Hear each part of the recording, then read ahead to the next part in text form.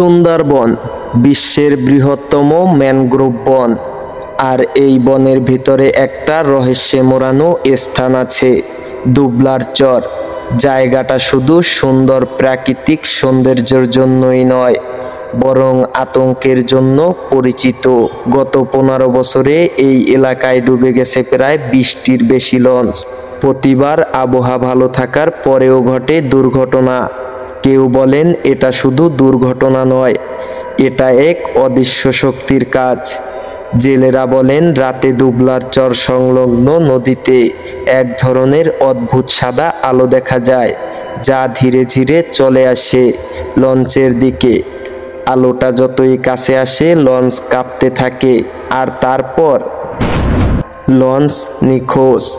একবার 2019 সালে এমভি রুবিনা নামে একটি লঞ্চ 34 জন যাত্রী নিয়ে গিয়েছিল মাছ ধরার জন্য।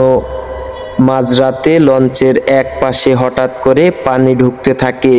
12 মিনিটের মাথায় পুরো লঞ্চটা ডুবে যায়।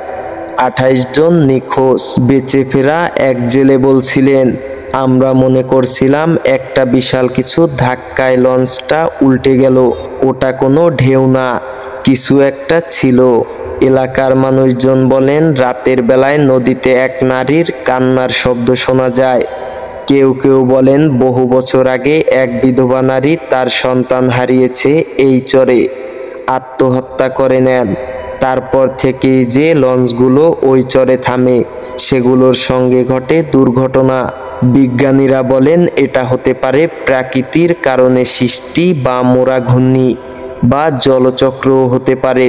কিন্তু প্রশ্ন হলো, সব লঞ্চই কি কেবল ঘূর্ণির কারণে ডুবে যায়, নাকি কিছু আছে যা বিজ্ঞান ব্যাখ্যা দিতে পারে না?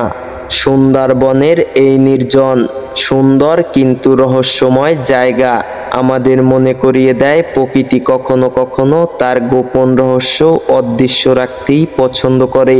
আপনি কি মনে করেন দুবলার চরের ঘটনাগুলো শুধুই দুর্ঘটনা, নাকি সত্যি এর পিছনে লুকিয়ে আছে অজানা কোনো রহস্য?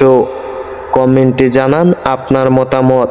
ভিডিওটি ভালো লাগলে লাইক, কমেন্ট আর শেয়ার করতে ভুলবেন না। আর প্রতিদিন সন্ধ্যা 7টায় নতুন রহস্য জানতে সাবস্ক্রাইব করুন ন্যাচারাল উইথ মেহেদি। আমরা বলি প্রকৃতির গহীনের অদ্ভুত রহস্যময় ঘটনা।